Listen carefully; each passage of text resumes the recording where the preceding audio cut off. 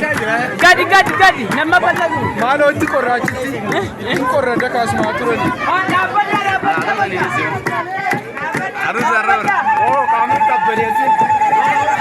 Isinitti qorraachitti. Asuma isiniif wayyuu hin qorraachi. Hin roobaachi. Asinii wayya. Yaadachaan. Asuma wayya.